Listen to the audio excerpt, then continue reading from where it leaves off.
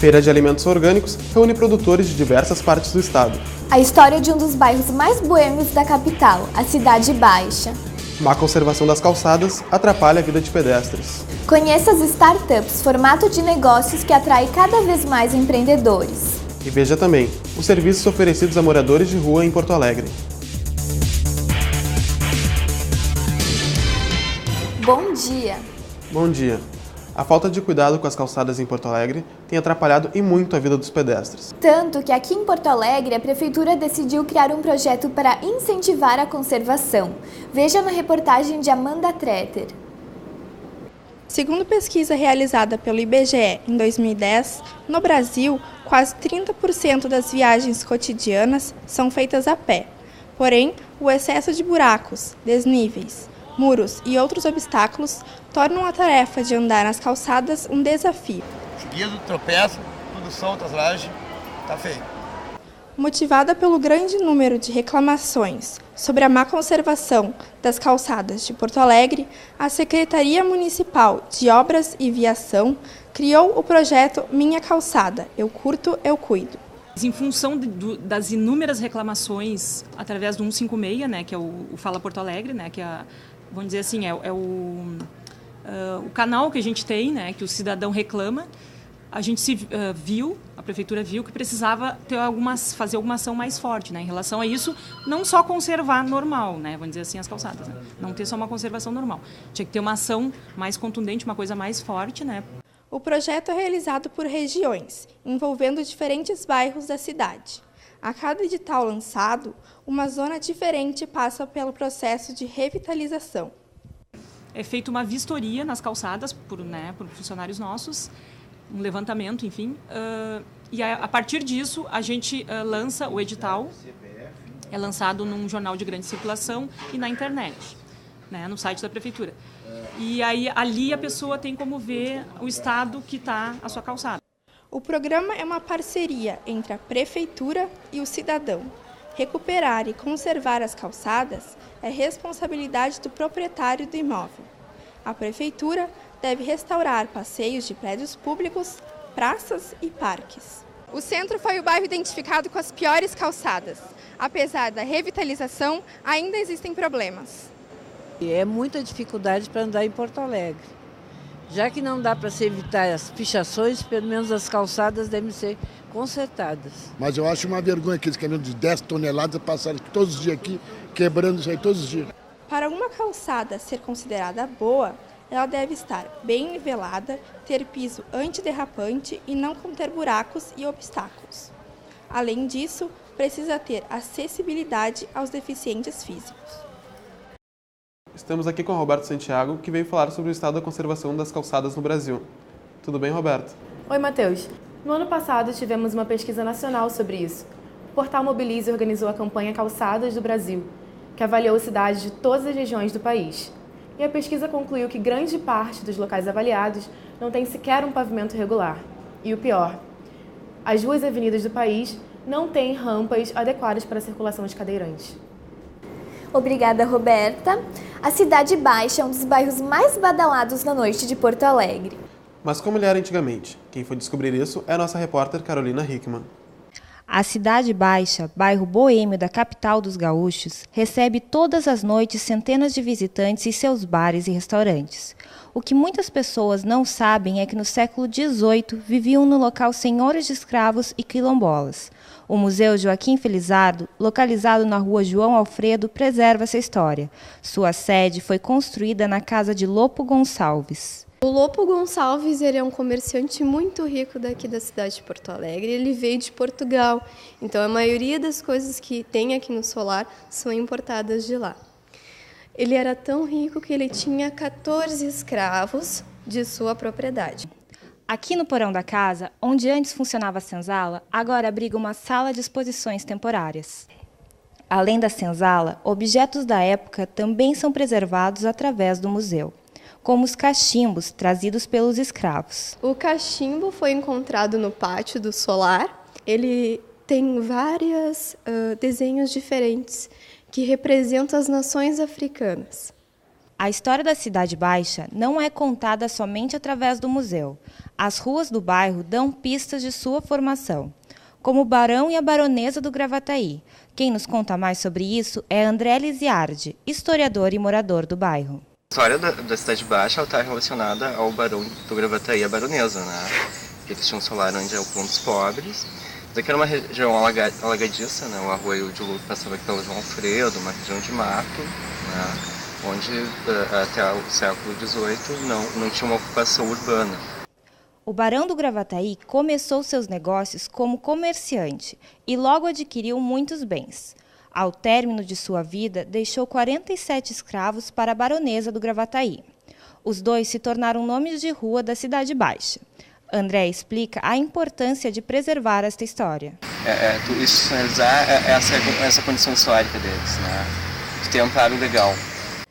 O Museu Joaquim José Felizardo funciona de segunda a sextas-feiras, das 9 horas da manhã às 5h30 da tarde.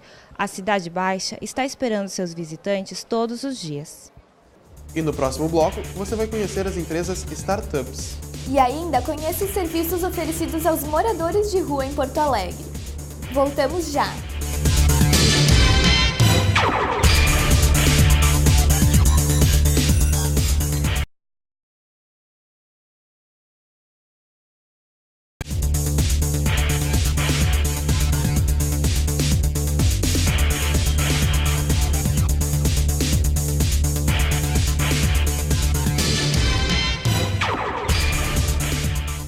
Uma boa ideia e vontade de empreender.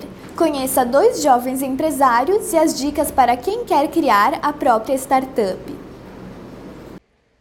Pequenas empresas com ideias inovadoras e um alto potencial de crescimento em um curto espaço de tempo. Essas são as startups, um modelo de negócio que cada vez atrai mais empresários.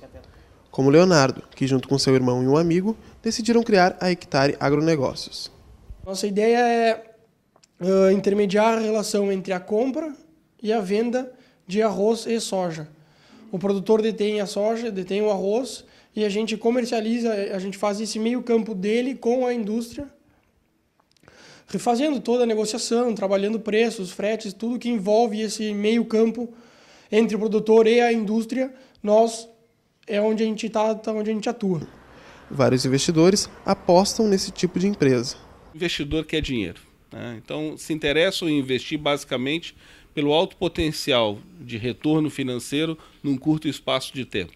Então, é uma ideia brilhante que se transforma num produto que é facilmente vendável, seja através da internet, através de alguma outra plataforma, e, portanto, que gera uma receita bastante elevada num curto espaço de tempo.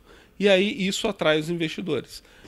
Entretanto, startup não é sinônimo de sucesso. A falta de experiência pode ser um problema. Procurar a ajuda de quem já entende é uma boa saída. Alguns empresários, como o Rodrigo, procuram as incubadoras para acelerar seus negócios.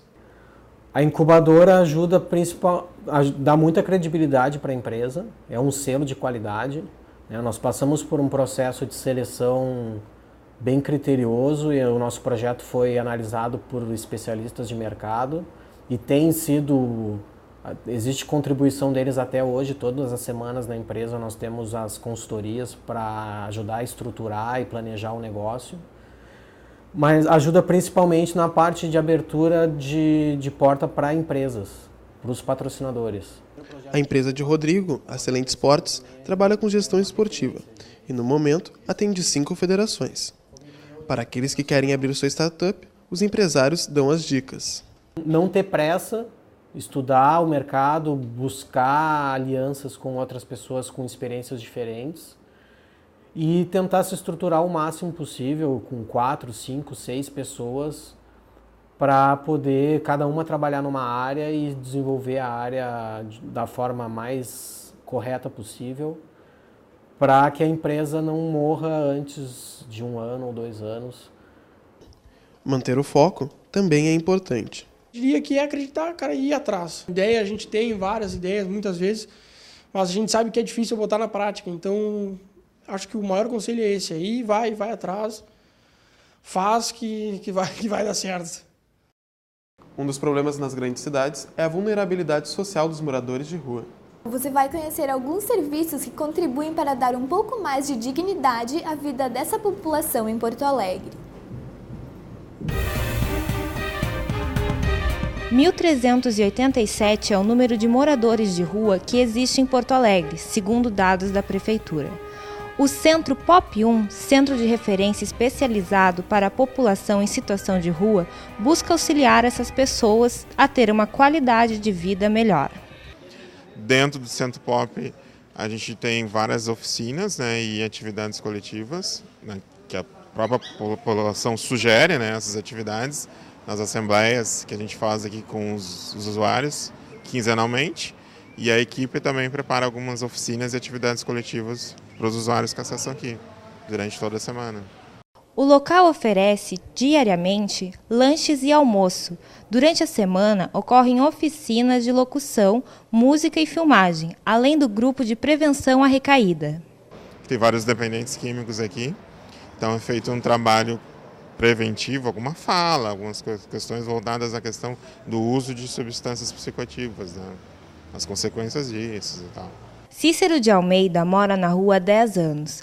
Ele destaca a importância do estabelecimento para quem não tem onde morar. Mantém nós ocupados, que daí a gente não está falando besteira, não está pensando em besteira, né? E outra porque é bom isso aí, né? Acho que de repente vai que alguém tem condições de fazer um jornalismo, alguma coisa, né? Porque morador de rua tem vários tipos de profissão. Tem gente aí que é professor, está na rua aí com nós, né? Jogador de vez, jogador de futebol. O Centro POP é vinculado à FASC, Fundação de Assistência Social e Cidadania, e fica no bairro Menino Deus. Então, Carolina Hickman, essas medidas tomadas até agora são suficientes?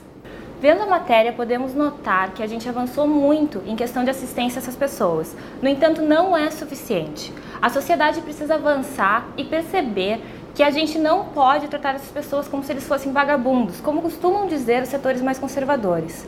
É muito necessário que a gente crie uma consciência a respeito dessa situação.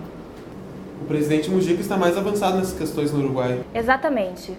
O presidente Pepe Mujica foi muito questionado quando solicitou que se fizesse uma lista de prédios públicos abandonados para que servissem de moradia popular. As medidas tomadas pela Prefeitura de Porto Alegre merecem e são muito aplaudidas. No entanto, pontos isolados de auxílio a moradores de rua não são o suficiente. Precisamos de medidas mais agressivas. Aliás, precisamos de políticas públicas. Essa prefeitura que tomou uma medida tão necessária também é a mesma que propôs cercamentos de praças e banco anti-moradores de rua em praças públicas.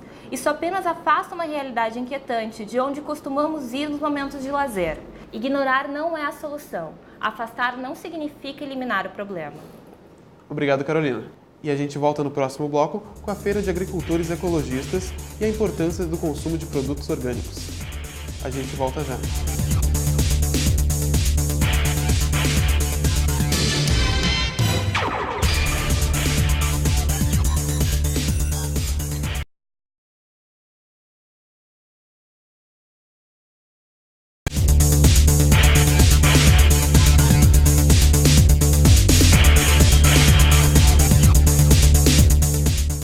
O consumo de alimentos orgânicos vem aumentando. Em Porto Alegre, as feiras são os principais locais de compra desses produtos. Conheça uma das mais antigas na reportagem de Camille Fornazier.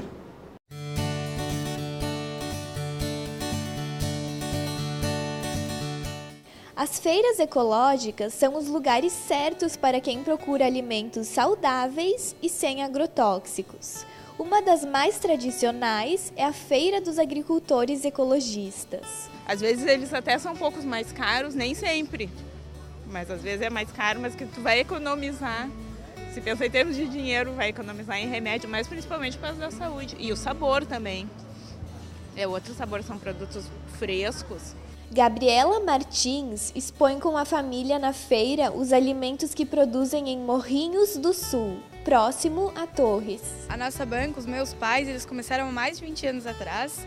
Então, assim, lá no nosso grupo, a gente sentia necessidade de... eles só produziam com agrotóxico. Daí foi surgindo a necessidade de produzir um alimento mais limpo, sem agrotóxico, sem poluir tanto o meio ambiente.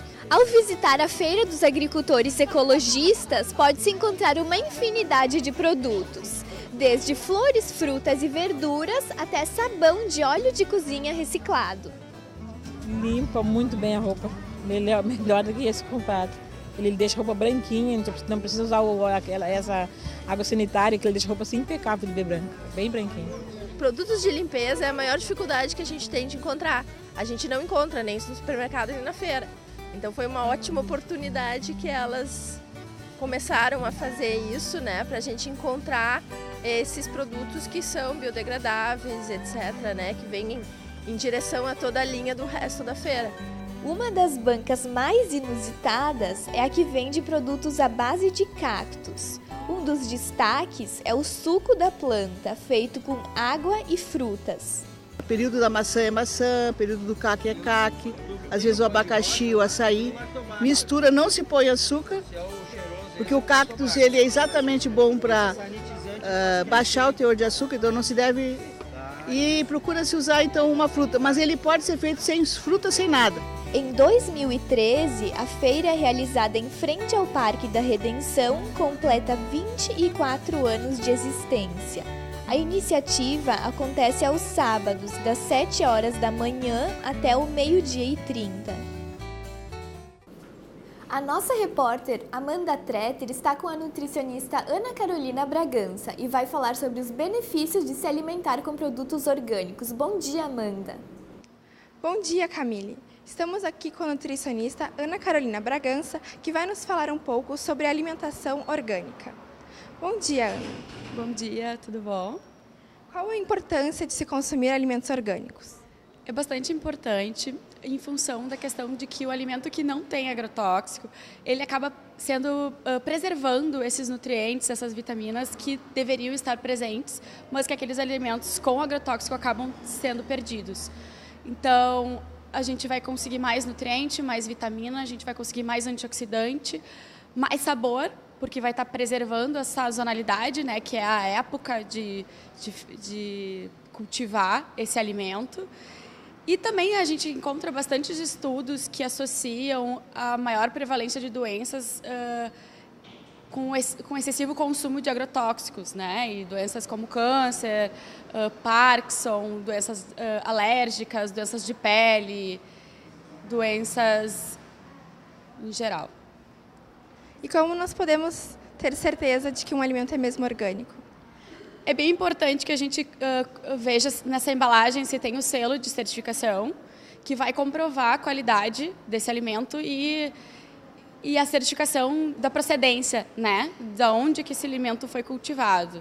A gente pode estar cultivando alguns vegetais, alguns temperos, né? Coisas mais fáceis, se a pessoa tiver um espaço na sua própria casa, temperos como salsa, orégano, manjericão. E se a pessoa tiver um espaço maior, pode fazer até uma própria horta maior, com a própria composteira e ter certeza, né, de fertilizantes naturais nessa produção. Obrigada, Ana. É com você, Matheus. Muito obrigado, Amanda, pelas informações. Estamos encerrando mais um ESPM News. Agradecemos a sua audiência e até o próximo programa. Bom dia. Bom dia.